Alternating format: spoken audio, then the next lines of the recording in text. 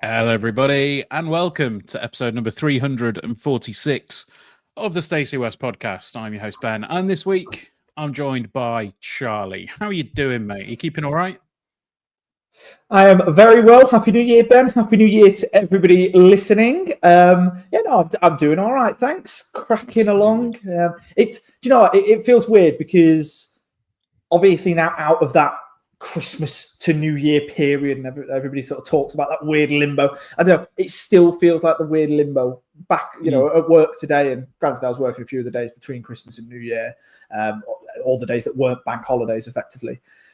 But it's like, back to work. It's a Monday, right? Because it was very, very busy today. No, I get a day off again on Saturday. But again, it's all just very, very strange to me. And then you've got football just plonked in the middle. And also what was weird, and I don't really think we touched on this when we spoke after the Bolton game, before the Bolton game, Bolton on the 29th was a 3 o'clock kickoff on a Sunday. Yep. Going back to work the next day after that, again, just felt really, really strange. It does feel weird because, we've got what is it? It's a Thursday today, but we had football at 3 o'clock yesterday, so it's a Sunday. But it also feels like a Monday because a lot of people are back to work. It's just weird. I'm back at work on Monday, an actual Monday, so I'm happy with that. Look, you mentioned this off air, and you've got no legs to stand on, given the amount of multi-week breaks you took in your final year as a student. All right, so let's. Yes. Okay. In my defence with those, I was actually supposed to be at uni. I just didn't turn up. Yeah, you don't have a defence. You don't have a defence. Okay, that's very, very true. But no, it's good. Did you have a good New Year's Eve, Ben? Were you out partying till the early hours? No, I was sat at home watching whatever was on the telly. I think we watched the Big Fat Quiz, which we'd got saved somewhere. And then just had a few cans and watched the fireworks and watched Sophie Ellis-Bextor. That was basically it. Very, very boring New Year. But to be fair, we had a busy Christmas, so it wasn't my prerogative to have a big one. How about yourself? Were you partying all night, or did you get back on the yacht? Maybe. No, didn't actually, but went for a nice meal out in the square at 9 o'clock or whatever. That was me. There was 4 of us, and it was lovely. The meal and that was really, really nice. And then we went into the square because that's where they were doing all the fireworks and all of this for New Year's Eve. And to be fair, it was the first time actually ever for me that I'd been out on New Year's Eve. I didn't even do it when I started in uni or anything like that. So it kind of gets hyped up a bit to then realise it's probably one of the biggest letdowns of the year in terms of a night out. It was genuinely like I said, the meal was lovely. It was with good company. But then after midnight, everybody's staying out. But then there was a nightclub that a couple of the people wanted to go in. It's not my cup of tea at all. But they wanted to go in it. They were charging £20 on the door. I've never once known them charge on the door in there. It's normally just free to go in whenever you want. I think when it comes to stuff like that, I think when it comes to stuff like that, apparently a lot of licensing requirement is that you can't overfill the venue, so they need to account on the door and take tickets and all the rest of it. So they just but I hate. Then apparently they did. New Year's. I hate going out on New Year's. It's just it's too busy. And I saw some footage today of Times Square in New York. They obviously open it up for the big event and end of year, New Year stuff, and they open the gates and everybody runs to get to the front. And apparently they open the gates at 6 o'clock or before that. Yeah. You're not allowed to leave to go to the toilet throughout the whole night. And I would hate to think about what that even begins to smell like at about 11 o'clock. Ugh. Yeah, but that's the thing. Did you not see the stock prices for adult nappy sellers? Oh, for God's sake. No. You're joking. I hope. No, of course. But honestly, it's such a weird night out, isn't it? New Year's Eve. And also, do you know this thing about grapes? Have you heard this thing about eat? It must be a Spanish thing because I've never heard it until I came over here. But it's everybody eats 12 grapes in the minute leading up to the new year, up to midnight. 12 grapes, one for each month of the year. And apparently, if you sit and eat all of your 12 grapes under a table, it means you're going to find the love of your life in the next year. It's one of the most ridiculous things I've ever heard. So you had 12 grapes under the table, right? No. I went under 3 tables. I prayed. No. It was... I'd never heard of it before, but everybody seemed to be on it, and I'm hearing a load of different people all having grapes all around me whilst I'm just sat there just drinking my beer. That very much sounds like a Spanish thing, but yeah. No, I mean, look, hopefully everybody had a good New Year again. Thank you for the support and everything else. I know Gaz and Chris did the last show of the year, which was it's a traditional Spanish thing, a bit like their Christmas poo log. Says John Booth. Okay. Oh, lovely. Yeah, there we go. So there we go. Traditional Spanish thing there. Obviously, New Year's Eve comes and goes, and you've got football the following day, and everyone gets really excited because it's like, yeah, New Year, we're going to change everything, and it's going to be beautiful. And it wasn't, was it, Charlie? It was a challenge yesterday. It really was. Obviously at home to Rotherham, leading up to it, I think there was probably a little bit of thought that maybe the game would potentially have a little bit of needle given what happened in the previous game. It was really good to see Adam Jackson in the starting 11. I did jokingly suggest to a couple of people, would you take a 3-game ban for Adam Jackson if he just goes and gets a little bit of payback on a Duffin? But I think the thing that struck me about the lineup was the absences, and that's usually been the case. But I think when you're playing well, you tend not to worry about it. I mean, we've said multiple times on the pod before, I've not felt worried and I've not felt concerned about a lineup because of the depth that we had, and particularly when we were playing well. But there were some key people missing yesterday due to illnesses. Skibala did say in his pre-match that there was going to be there was some illness around the camp. Notable absences such as Rico Hackett, Eric Ring, and of course JJ McKiernan was ill as well. He confirmed that in his post-match. But the one that I think maybe raised more questions was Tyler Walker, because obviously Okoro was on the bench.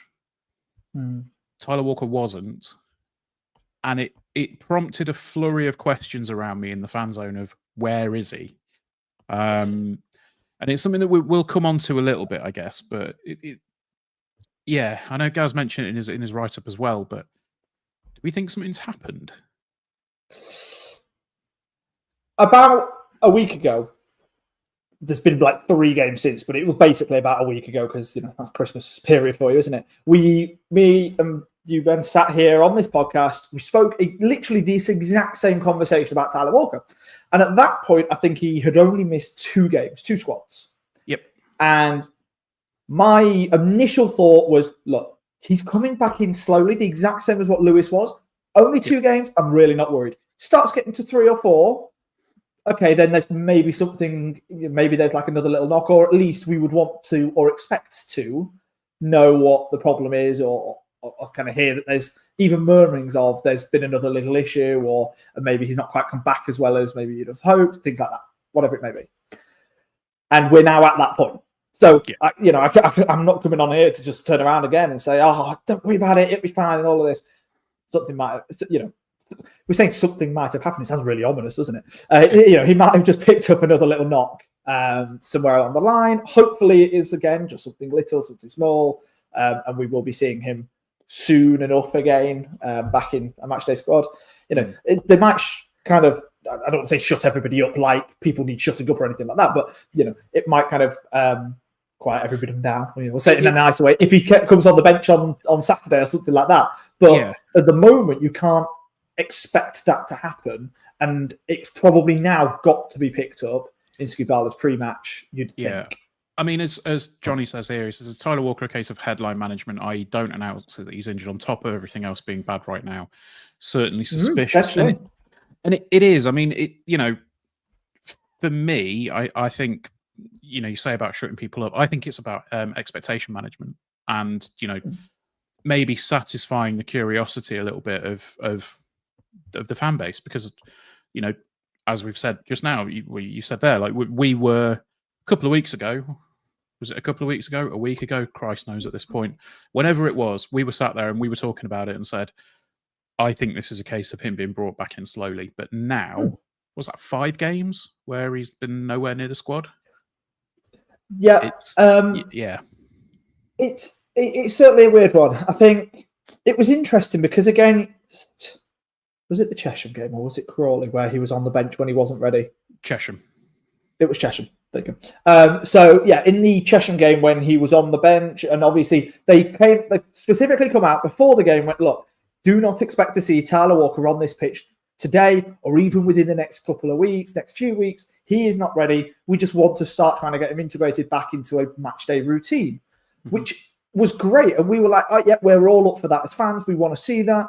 We're not going to now expect him to be playing. And then he actually came back and started getting minutes only like a week and a half later than that, which was probably a lot sooner than most people who had seen that interview anyway would have predicted. And then is there then an argument? Is that too soon? Quite frankly, Tyler, the head physio, and the management team are really the only people that know that. But it's, again, and I think Gaz picked up on it in the article, it's absolutely right. There probably needs to be a little bit more transparency on that from the club. But again, just like the comments are saying there is also a little bit of a discussion of, okay, do we really want to be told that? Do we need to be told that right now? Honestly, from my point of view, yes, because we want to at least know where we stand as fans in terms of our players. But at the same time, if you turn around and say, look, Tyler's injured again, Tyler's got a little knock, actually, this whole, I don't want to say the whole fan base, because again, that's not right, but a lot of the fans might then turn on him again and go, oh, look, he's a sick note. Last time we'll see him in an Imps shirt. What's the point of paying his wages? And honestly, you see some of the comments, obviously, regarding like his wage structure and things like that, and you think, okay, that's probably going to be blowing things totally out of proportion. But at the same time, you can then kind of get where people are coming from in the sense of, look, we want to see this player play. We're not doing it out of a hatred to the player or a hatred to the club or anything like that. It's because we want to see him play. And then that could potentially kind of damage his kind of mental side of it as well, because he's like, well, I don't want to kind of rush back if people aren't wanting me back, sort of thing. And it just potentially is a very slippery slope. I mean, John Booth's put it right here. He says, when he started to be eased in, we were winning and there was no pressure. If he was on the bench at the moment, there is expectation and a pressure that then couldn't be matched. Just a thought. And yeah, I get it. Like, you don't want to pile it on, particularly when you've got people that are saying, oh, where is he? You know, he needs to be in there. What, as you just said, you've got the people saying he's stealing a wage, everything like that. If he then comes in and he is on the bench but doesn't come on, or if he comes on and doesn't perform because he's not quite there, you've just got that, well, fuel for their fires, I suppose. But yeah, I mean, look, let's get, I suppose let's get into the game. I mean, yeah, it was a really tough watch yesterday. There's no way to sugarcoat it, and I know we've we've had conversations, and we will try and find the silver lining in a cloud and a cloud in the silver lining, but I really struggled to see anything remotely resembling any threads of silver yesterday. It was just really, really tricky from start to finish. I mean, I thought we started for the first few minutes okay, but it went downhill really, really quickly. Couldn't see a shape. I couldn't see any attacking intent. I couldn't see anything. I couldn't see where anything was going to come from.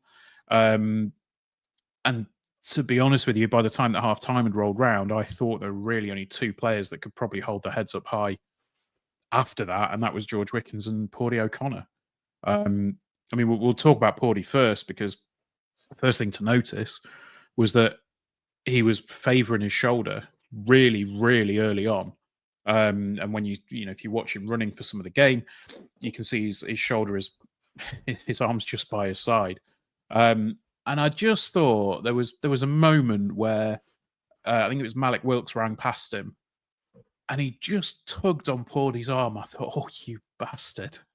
It was just it felt like it was maybe leaning into what we expect from Rotherham. But yeah, I mean, obviously, a little break in play to see that Pawdy was all right. I haven't heard this from anyone directly, but I would suspect that he, got away with a dislocated shoulder. I know Scoob said it looked like that in the press conference, or in his post-match rather. But yeah, again, fair play if that's the case, and he managed to get through the first half with a dislocated shoulder. But other than that, I just didn't really think there was much to shout about, really, was there, in that whole first half? No, there wasn't. I think early on, I think we showed a little bit of intent in the first 5-10 minutes. I quite liked a couple of the balls that Rowan was playing down into Bailey kind of Marchwood, kind of more onto the left wing kind of area of the pitch. Both him and Moylan picking up a couple of those quite early on. And those are the sorts of balls that you want to be playing, especially against a Rotherham side who, let's be honest, they came to Sincil Bank needing the win because their backs were up against it very much so, and they have been for a lot of the season.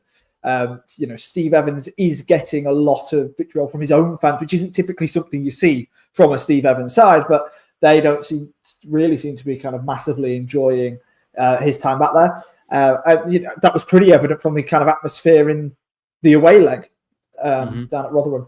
But obviously, that very much changed yesterday. But yeah, like I say, it was those couple of kind of early balls, playing it in behind were perfect. It was exactly what we wanted. And you're thinking, all right, we might be on it today, but then kind of struggle to really make anything if they were picked up. And they weren't always picked up. Sometimes they were defended well. Sometimes the balls just simply overran. But the ones that then did kind of go into the feet of either a Bailey Calamatri or a Jack Moylan, you're sort of thinking, all right, those are the sorts of two players in this team that you're going to expect to create something from that kind of out wide position. And we didn't really. There was misplaced passes, misplaced touches, very heavy touches from, for example, Bailey made a couple of really heavy touches when he was in a really good position down that left wing. And it's nothing against him or anything like that. They happen. But they're amplified when you're in a bit of a bad run, as we are. And when, let's be honest, our strikers overall are getting quite a lot of stick. So that in itself wasn't great because it showed that, okay, we still know that we've got a little bit about us, but we're not doing anything with it. And then Rotherham, do you know what? We came on here the other week and we spoke about Shrewsbury, for example. And we're like, actually, do you know what? Shrewsbury did what they needed to do quite well. Rotherham didn't really do anything well. They also just didn't do anything bad. They were literally just the definition of mediocre. Yeah, but it wasn't about them. They were about them yesterday. Exactly. It was like they turned up to give us a match of football. Do you know what I mean? It probably felt a bit like a training game for them, which is awful to say, obviously. But like I say, they really weren't great, nor were they bad. But they just did the little things better than us. And when we got opportunities, if we even created the opportunities, we just weren't taking them at all. And then just pour, unfortunately, a little bit all over the pitch. Yeah, and I think that's the thing. I don't think anybody had a good half, aside from, as I say, Wickens and O'Connor. Ben House was below par. I thought I actually disagree slightly with Gaz when he, in his write-up, he said that he thought Rowan was probably one of the better players on the field. I think this might potentially fall into that confirmation bias thing that we've spoken about in the past, but I don't think Shawn Rowan had a good game or even anything approaching a good game yesterday. I think looked into it a little bit. He attempted 40 progressive passes, so 40 forward passes, and of those 40, he completed 13. It seemed like the kind of passes that he'd normally be making, he just couldn't complete them yesterday. there was one moment in particular which we'll come on to, but it was literally just after Jack Moylan got substituted, where the free kick routine presumably was for Moylan to run down the left. And I don't know if Shawn Rowan realised that Jack Moylan had gone off the field, because he then tried to play it and he just played it exactly where he was going to be, but there was nobody there because he'd gone off. And it was just little moments like that where, I don't know, everything just seemed incomplete. We've gone from tearing Huddersfield apart for 45 minutes and just breezing past Reading. And yesterday against a poor Rotherham side, because I'm with you. I'm not going to heap praise on Rotherham, because I just don't think it was. I don't think they were good at all. But they weren't special, and they didn't have to be special to beat us yesterday, because it was an abject performance. And to go from Huddersfield and Reading to that in the space of 2 weeks. Yes, there's obviously personnel changes. Yes, there's obviously the situation with Ethan Arahan being suspended. But I don't know, man. It felt so different. And it was replicated around the ground. Obviously, I know you were watching from afar, but it was quiet yesterday. It was really quiet for the vast majority of the game. And I know it just seems when something slightly goes wrong and we're on a bad run, it just seems like everybody starts snipping and sniping, and everybody just dials it up a little bit. And I know there were discussions yesterday around like the 617 lads, and from what I understand, like the lad who does the drums was poorly yesterday, or was he couldn't make it, so that kind of cut that out of the equation. And it just, I don't know, like it just felt really flat. And I think Chris even mentioned it in our chat. He said that he didn't something didn't feel right about the day yesterday, and it just emanated throughout the entire day.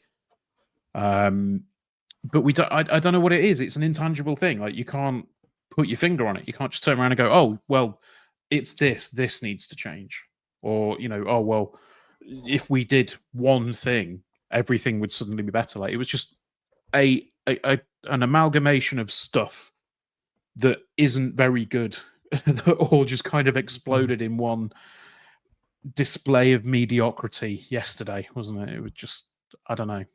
And it's hard to pinpoint where things are going wrong.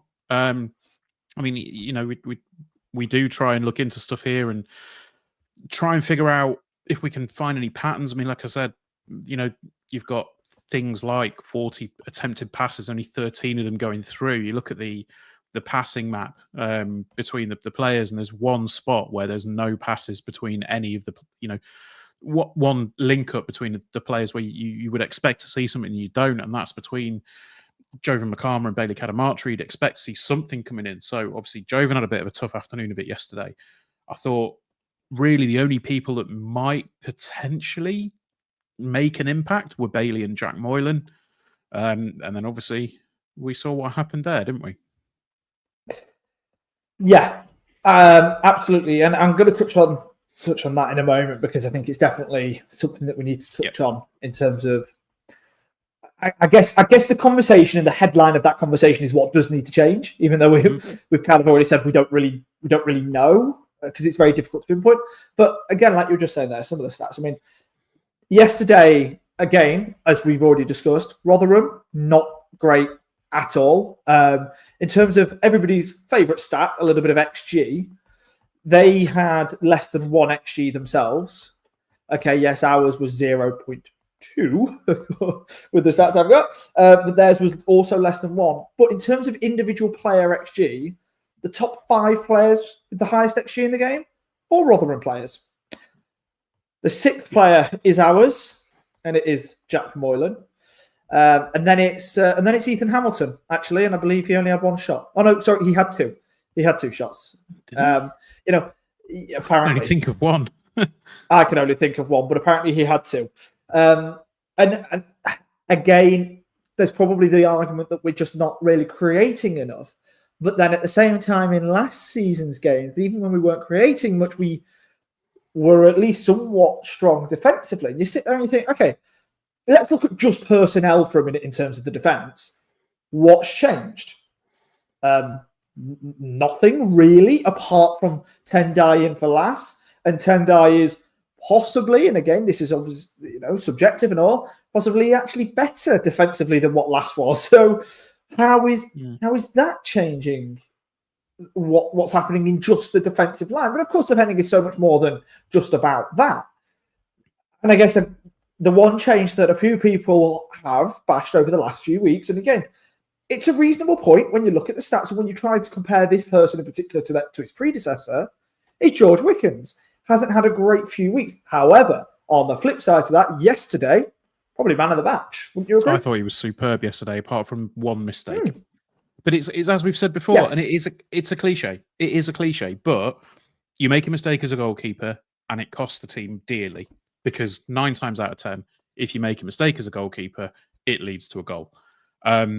Unfortunately, that kind of happened.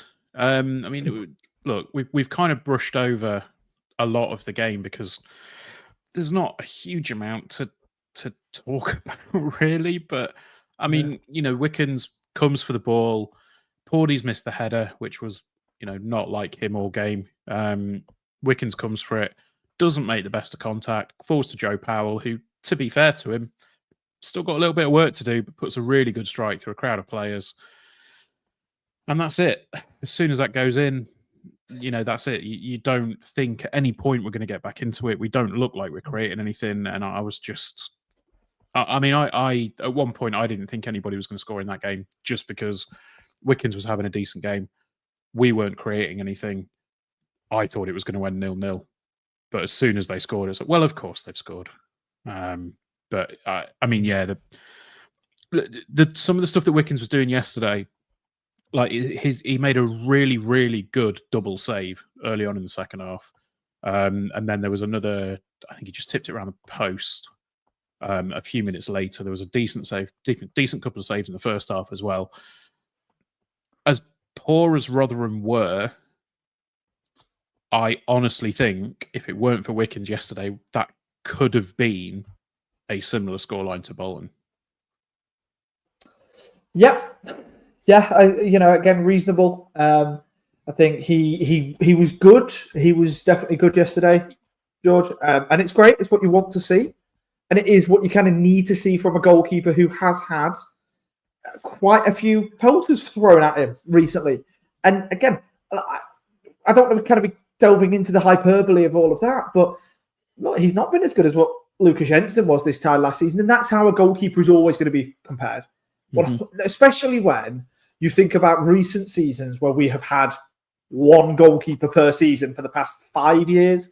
So you're always going to be compared directly to the 1 or 2 or 3 who were before you. And, at the moment, he's not quite stacking up to that same level, and especially not quite to the hype that was surrounding him when he first came in.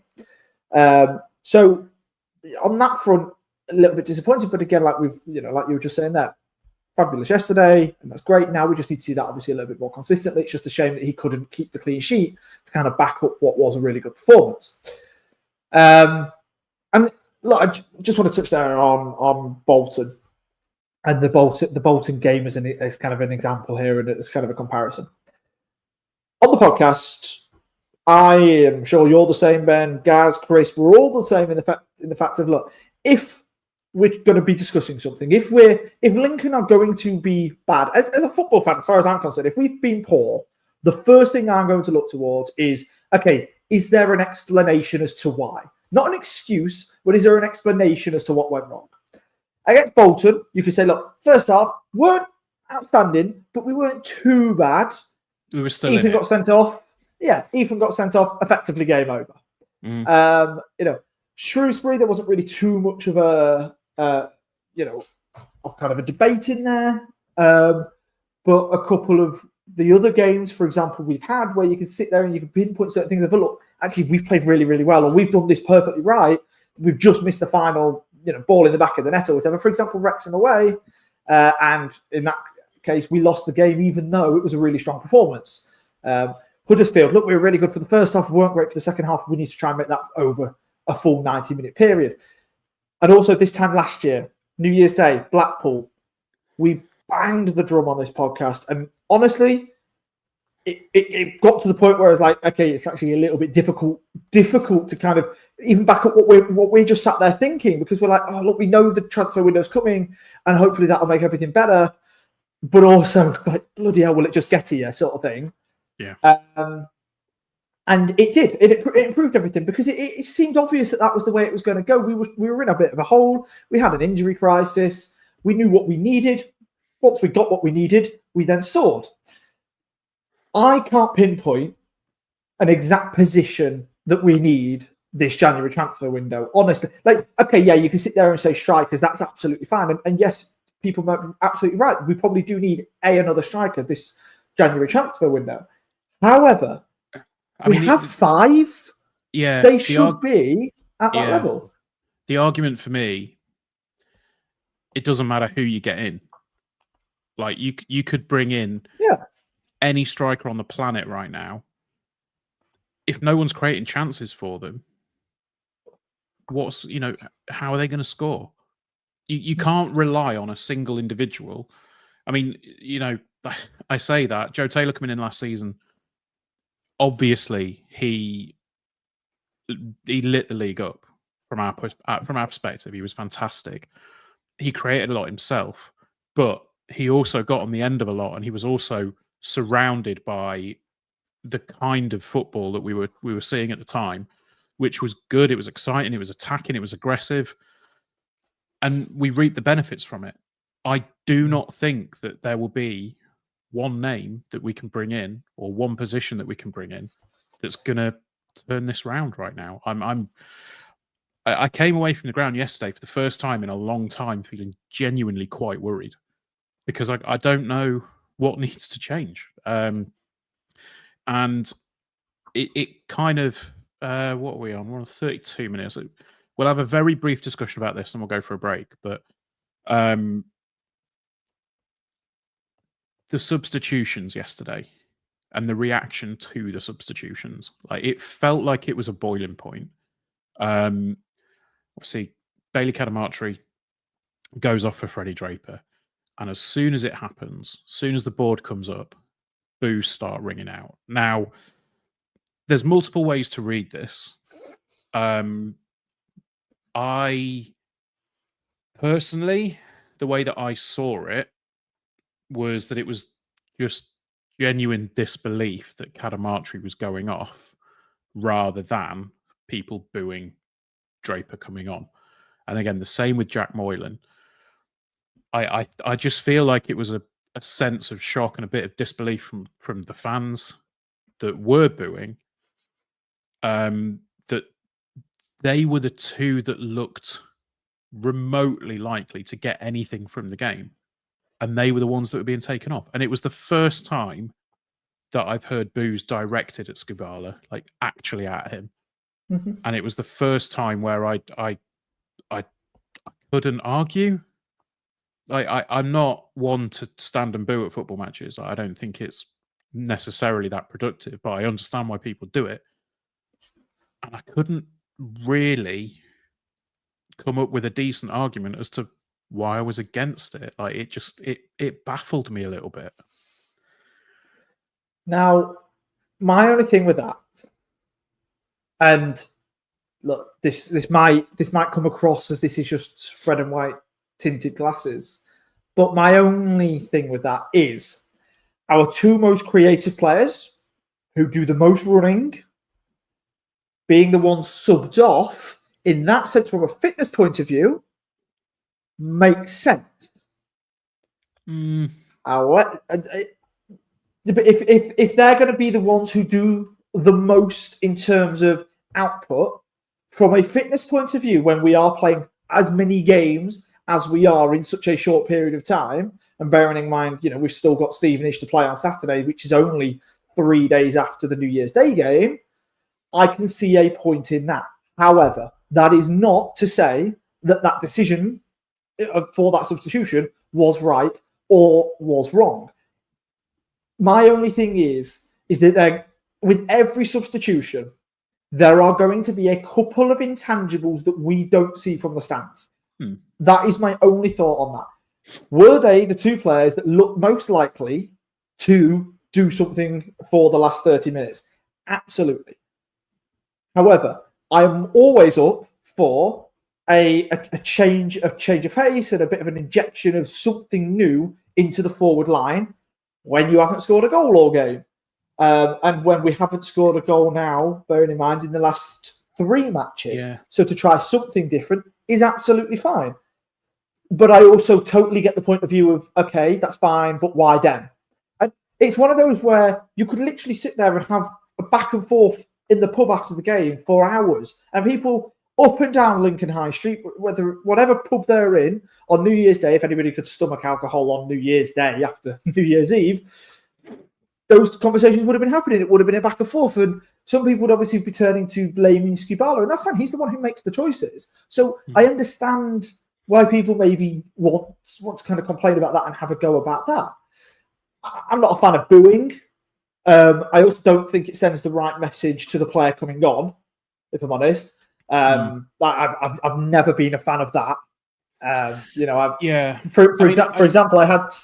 Sorry, go on. So I think the difference here, the big difference here is that the boo was straight away. As soon as the numbers went up, the boo was immediate. And then I think Stu pointed out in the chat where he said, it looked like Bailey was a little bit concerned. He's like, why am I getting booed? And then it was a split second. Like there was big boo, and then there was the applause for Bailey as he goes off. So it's like it's not that we're booing him as a player for his, or people are booing him as a player. And then when he went off, when Freddie came on, there was applause as well. It's not like the Morgan Whittaker situation where a player goes off and Morgan Whittaker's booed onto the field. That was a whole other kettle of fish, which we disagreed about, and all the rest of it.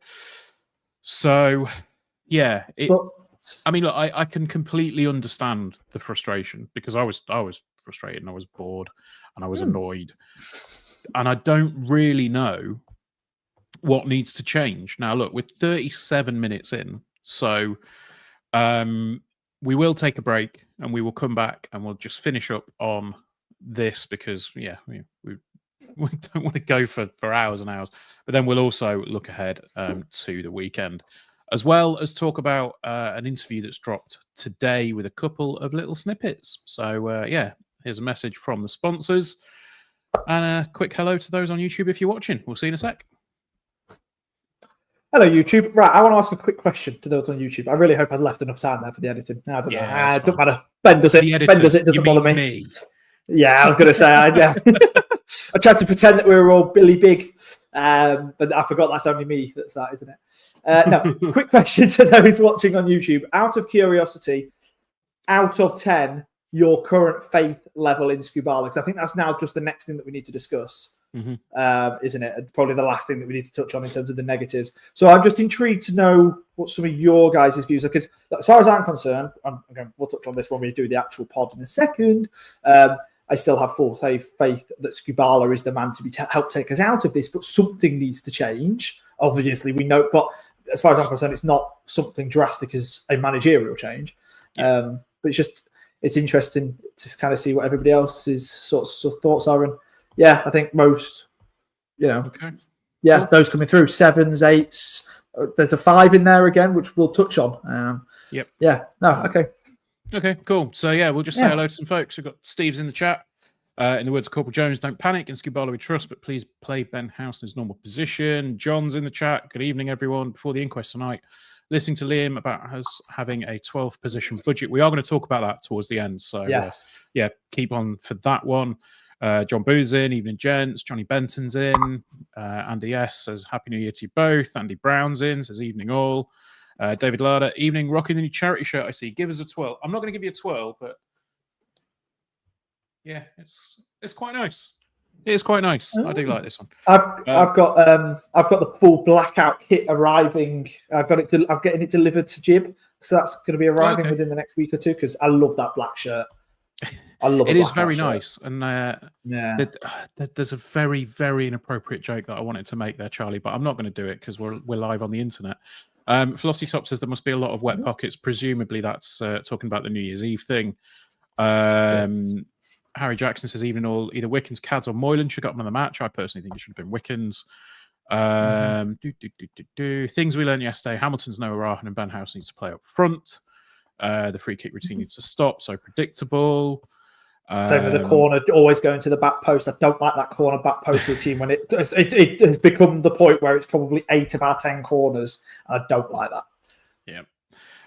Andy says goalkeeper did better yesterday and also creative midfielder and some pace out wide. I think we've got the pace out wide.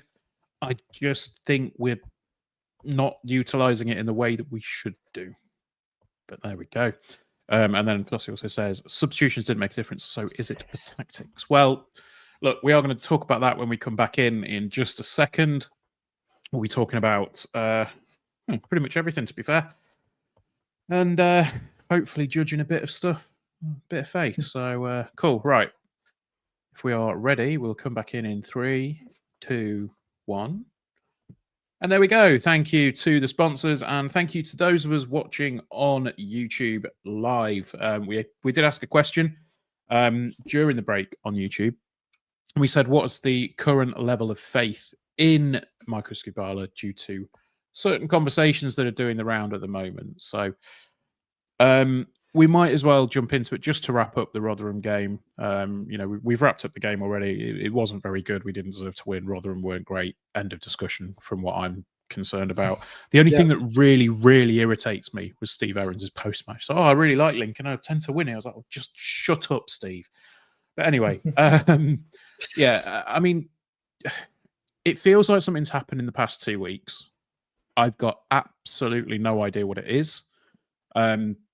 Gaz mentioned in the pod the other week that the Reading game was that one to build on. That was the turning point. That was the jumping off point that we should have done. But now our form table looks a little bit like a Welsh spelling test. It's not that great. We've got one win in 11, 7 points from 33. I try not to jump into like panic mode and get all up in arms about stuff, but it just feels like something's happened. As you said, we haven't scored in 3 games, barely any decent chances created. It just feels really disheartening to watch that Rotherham side do the double overs either side of Christmas, doesn't it? Do you know what's probably most disheartening is we're sat here on this podcast talking about how much faith and how much we're liking our current manager, and we're not just sat here bashing Steve Evans after playing Rotherham, which is a little, that's probably one of the worst parts of this. Now, look, something has gone wrong, is going wrong, or whatever kind of terminology you want to use there. Something has to improve. And again, like you said, we asked the question to the YouTube audience during the break, what's the current faith level in Skubala? Because when you go on social media, and again, nothing against people that kind of air their views on social media, it's totally understandable. But I think sometimes you only see the best or you only see the worst when you kind of look through social media comments. You get a 10 and a 1, don't you? You don't really get much in between. Absolutely. For me, in terms of my faith level in Skubala, it's still very, very high as a 9 or a 10 because I have the faith that he can be the one to take us out of this. The exact same as he did last year. And bearing in mind, last year it wasn't until the 13th of January when everything started turning around. Now, hopefully we don't have to wait that long this time. But, it is a bit of a discussion. Now, the YouTube comments, a lot of those, there was a couple of 5s. The rest were 7s, 7.5s, 8s, 8.5s. So obviously that in itself maybe kind of points towards a little bit of a feeling. But I get the frustration. I really, really get the frustration. And if we were looking at this from the outside, so for example, we've mentioned it on the podcast a few times. This actually isn't me just doing a cheeky little plug. Me and Chris do, our EFL wide podcast, and if we were sat there talking about Lincoln right now, and we were talking about it from the outside looking in, we would be asking the question: is this a managerial issue? Is this a tactics issue? Do they need to be thinking about switching a manager up soon? Now, honestly, I can't really see it's the sort of thing that this football club would do. At the bare minimum, a manager gets 3 windows. That's what Liam and the club and the board have always said. A manager will always get 3 transfer windows. And then after that point, if they're still, if things aren't going right, whatever. But like I said, as far as I'm concerned, Marcus Cabell is still the man to be taking us forward. But I get why there's question marks being placed on what's going wrong. And it's difficult because, again, this time last year, there was something that we could place it on. We could blame the injuries. We could say, all right, look, things aren't going right because of this. We haven't got the squad depth here. Certain players are being played out of position. That's the reason things aren't going right. We've got a new manager in who hasn't been able to implement his style yet. Blah, blah, blah, effectively. But they were all reasonable explanations. At the moment, we don't have that, which makes it really, really difficult to kind of defend one area, but it also means that you can't really attack one area in terms of trying to figure out what the problem is or defend what the problem is. Yeah. So there's kind of that, isn't there? Yeah. And we are going into the transfer window, and maybe coming out of the transfer window, we were in a stronger position. But I'm just going to say here that actually the game that we have on, I'm trying to get my dates right. I believe it's the 11th of January. Is now one of the biggest. Birmingham away in the FA Cup third round. Very, very tough game, obviously, in Birmingham away, but a cup run changes everybody's mindsets. Yeah. If we have it does, because if we have a cup run, and if we beat Birmingham away, and then we go and get a top-end Championship or Premier League side away from home, everybody will be behind the manager and the whole football club. So that potentially actually a really, really important game now, as well as picking up the league form. So it's going to be interesting to kind of see where we go from here as a football club, and where Skubala, and because this is probably the first really difficult spell he's had in charge. Because it feels like it's his first real sticky patch, his first major test. Yeah, I'm firmly in the camp of I don't think a managerial change is the right answer at the minute. However, I find myself not disagreeing with some of the criticisms that I've seen. We've said, we've mentioned here that the criticisms are very accurate. That they're legitimate criticisms. Like sometimes you'll see people when they throw the toys out the pram, sack Jez, sack Scoobs and all this. No. There is a problem at the moment. We're on a sticky run. We need to get past it. For me, I think the way we do that is we stick by the process. And I don't really like the phrase, trust the process. But I just think if we make too many drastic changes right now, I think it's going to be a problem. But just to bring this up, John Booth actually said, here when he no, that's not the one you mentioned there. There we go. Lots of people offer their comment on social media having only heard the BBC Link's commentary, which paints the bleakest possible pictures. I know that's a conversation you and Gaz have had before, and it's a conversation we don't have time for this week. But there are plenty of thoughts in and around the Stacey West Discord, which you can get involved with if you sign up to Patreon. There's some good thoughts in there about the current state of the radio commentary. But look, we need to move on to look ahead to the weekend. However, I will kind of just leave it on this, in that we all know that something needs to change at the minute. We all know that we're in a bad run. And people behind the scenes will know that. It's not like they're blind. It's not like they're looking at it going, everything's great. So, no, they will understand that. Well, I'm blind and I don't just do that. I realised my words as soon as I'd said them, Charlie. Look, they're not immune to it. They're not going to sit there and go, everything's fine.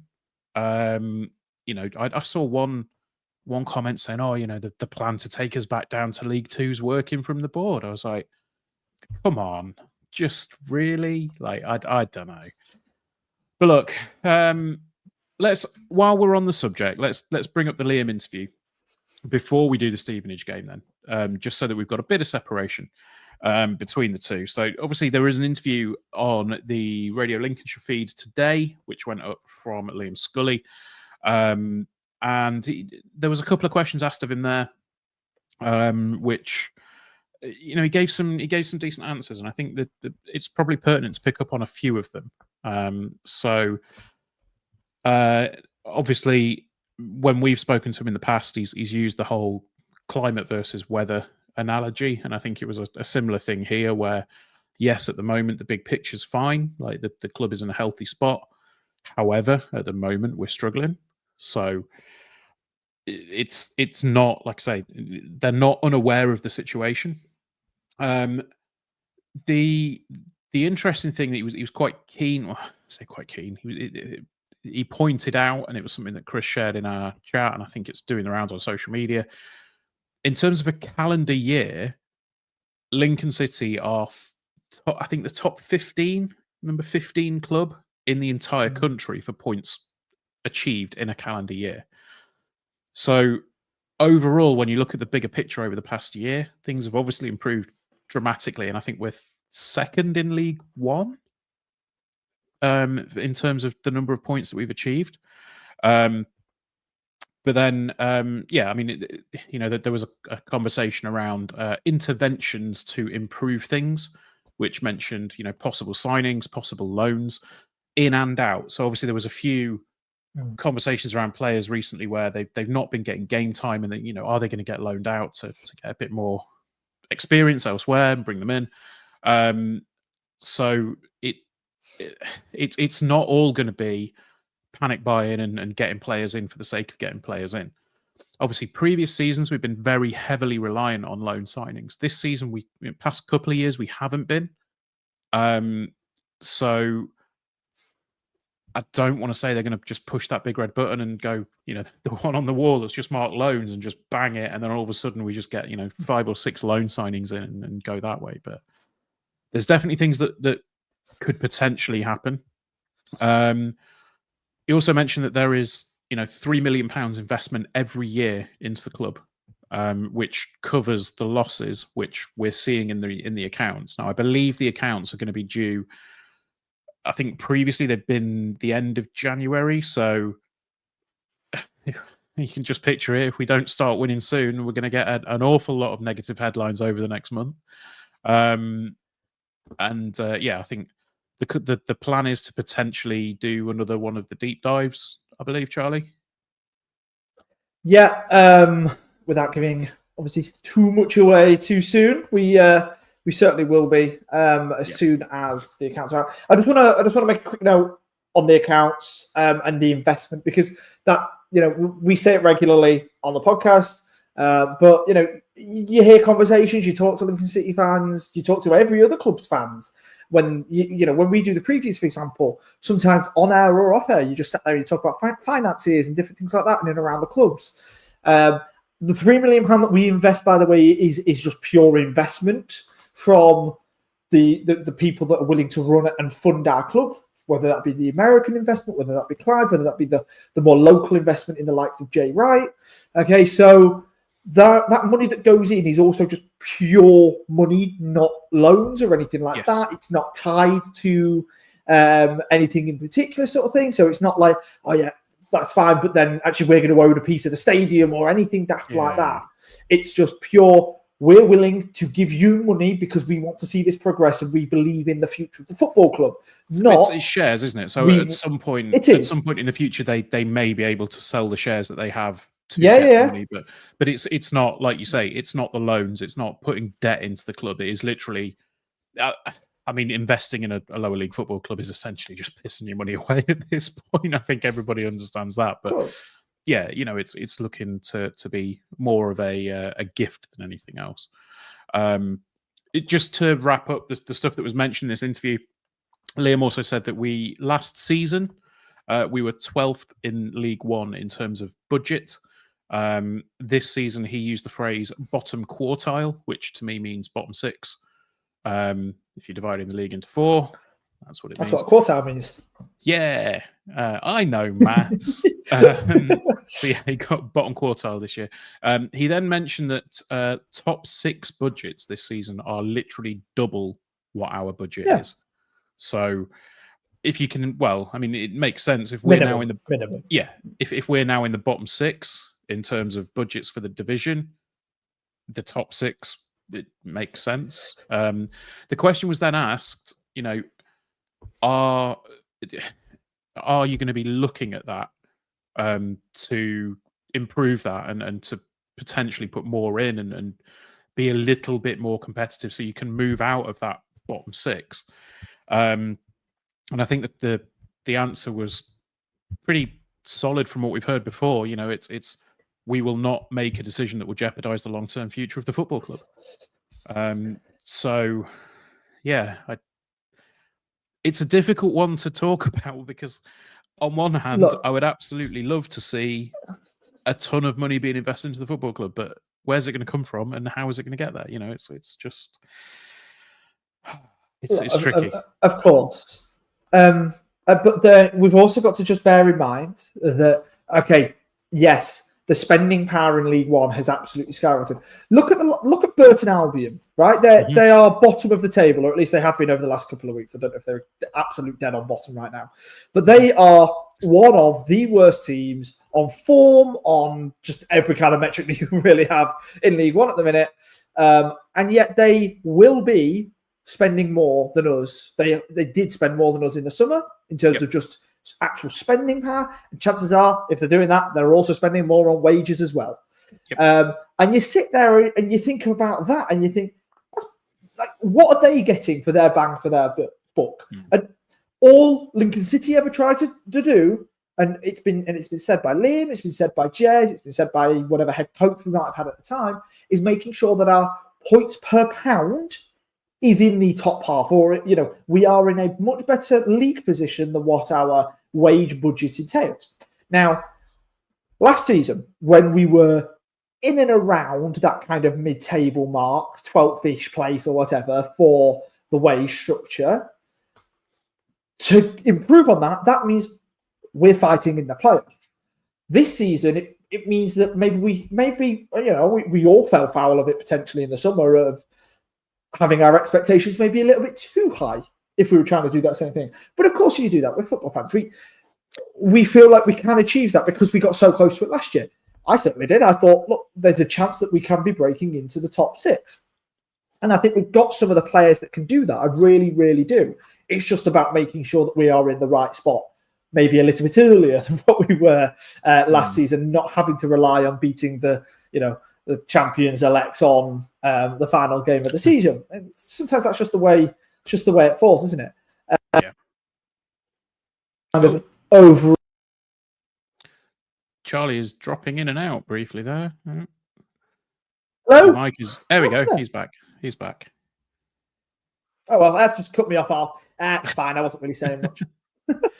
So, but yeah, look. I mean, that was the financial side of things. Then it kind of moved into like the current run of form. Essentially, he kind of said, just one thing to bring up here. Ian has said, so what you're saying, we are overachieving with our budget. Absolutely we are. And we have been for a number of seasons. Johnny Benson says, would we better saving our pennies for if and when a regulator comes in and our pound is more competitive? Yes, we saw what happens with that in the COVID season. Yeah, just on that, it's not going to kind of be a hard salary cap, kind of like it was in the COVID season, though. That's the only thing. No. But what we are doing behind the scenes is creating and trying to find innovative projects that we can do to increase our income as a football club that maybe other clubs around the country aren't doing. Which, for example, certain projects. There's that the carbon footprint app, the Quambio app. That's again an innovative project that we're doing in partnership with another business that could potentially look towards creating kind of different revenue growth in the future and different revenue streams and, just totally different areas that we can kind of expand into as a football club, which then means that our income is greater, which means that then we can spend more on player wages. So there's so much kind of going into it that you sort of think we are setting ourselves up for a stronger and brighter future. But at the same time, and I totally get this criticism, right now isn't great. And also, if we're not in a great position, we go from potentially 9,500 attendance games to 6,500 attendance games, especially in the winter. Now, on that, why is it always the bloody winter when we're crap? Honestly. It's like everyone gets seasonal affective disorder, isn't it? It's like Lincoln City. It's still a bright future. Lincoln City seasonal affective disorder. That's what we'll call it. LC sad. There we go. But then, just to wrap it up, the final bits. Jez obviously did an interview with Radio Links where he mentioned the potential for younger players leaving based on the model, the plan, whatever you want to call it. Shawn Rowan was heavily involved in those talks. He said that there is no plans made yet, but if something crazy happens, he may leave in terms of a bid. Also revealed that there's some contract renewal talks going on for a number of players to hopefully see them stay at the bank past this season. And then the final topic of conversation was around Ethan Irahan and the incident at Bolton. Liam basically said, look, we're all aware of where we are. The club took, he said that the club take responsibility for the way that, not necessarily the way that it happened, but, the fact that some of those, some of the atmosphere and, some of the talking back from Ethan, hasn't been clamped down on or just from anybody in general, really. So I think, he said they've got to take accountability for that. They've got to take responsibility.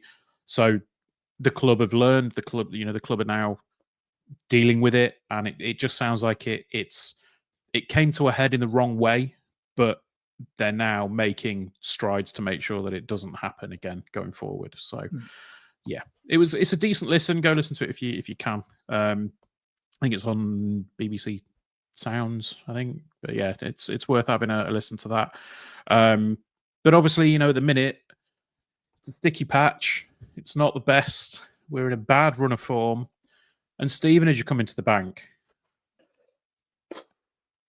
What do we expect from Stevenage, Charlie? Because personally, as I said earlier, I don't know where the next win's coming from, and I'm not overly confident that it's going to be on Saturday.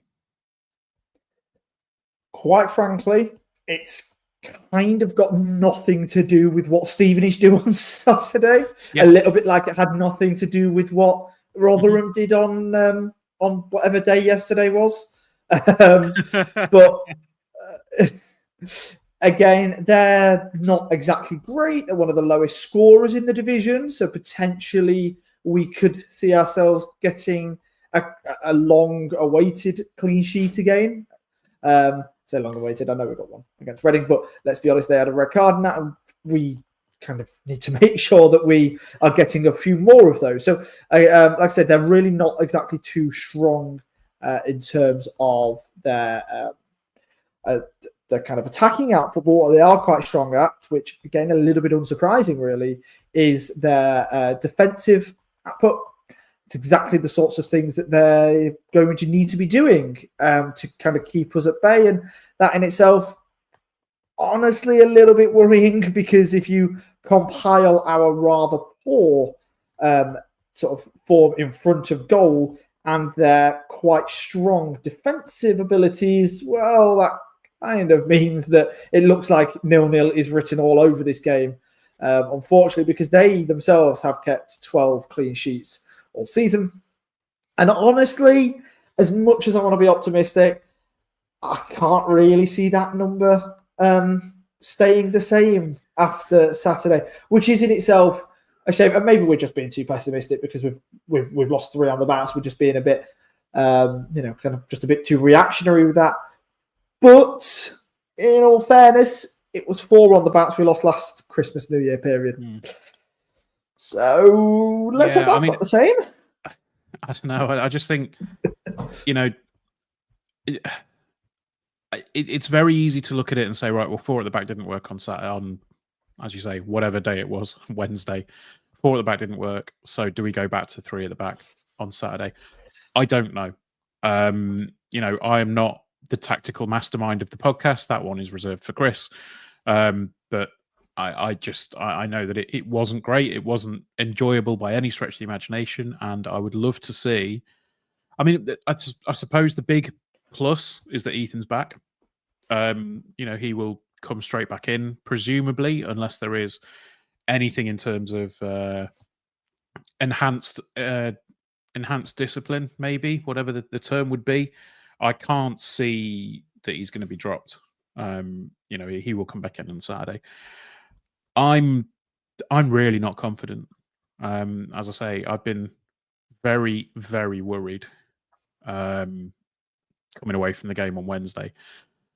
I just think that with Stevenage playing the way that they do, like we've seen what they've done before, it's not the prettiest of football. It's a little bit heavy metal. Sorry, Andy's just put Gorilla Tape on Ethan's mouth. Yeah, well, we've got the sponsors for it, so we may as well. I'm not overly confident. I hope that we can stand up to it and we don't get bullied on Saturday, because that's my biggest concern. I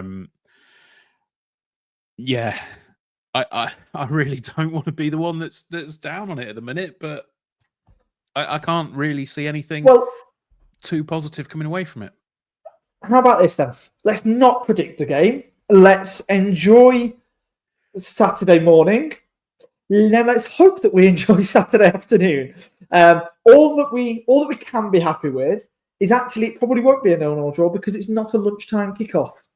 So that's very true. For that maybe means that it's going to be a nice 4-3 Lincoln win. Look, I just want to have something a little bit convincing because, again, you said it earlier.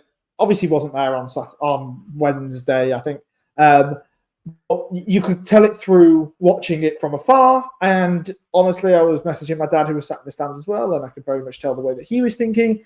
Atmosphere, not great. It seemed like, and obviously there was comments in the group chat, potentially the chance for it just to turn a little bit toxic at the end of the game.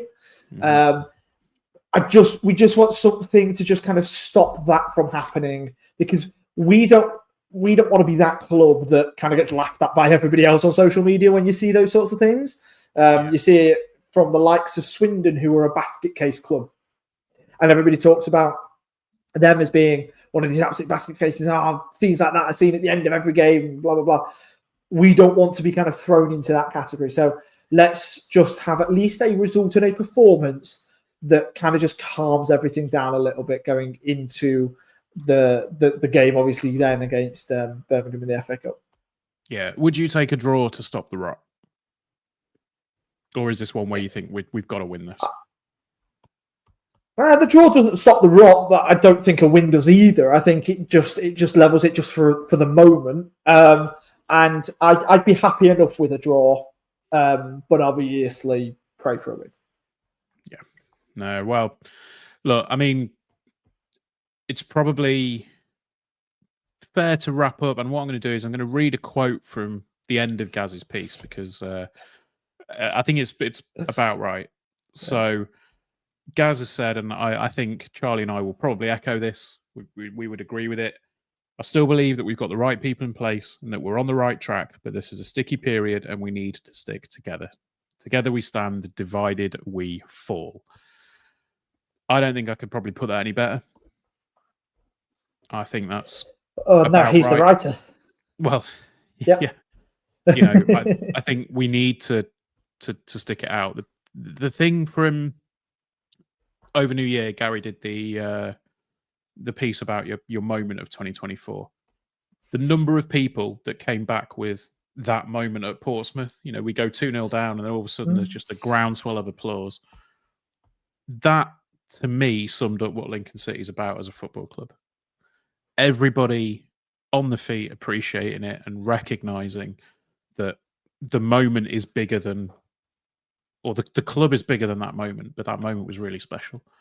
What I don't want to see is everything start to fall apart, everything start to, just devolve into chaos and madness and people getting angry and calling for people's heads and everything else that goes along with it. Like, let's get behind everybody on Saturday. Let's, try and put Wednesday to the back of your mind. Let's get involved. Let's see if we can get a win. But more importantly, this has been episode 346 of the Stacey West podcast. Up the Imps. Up the Imps.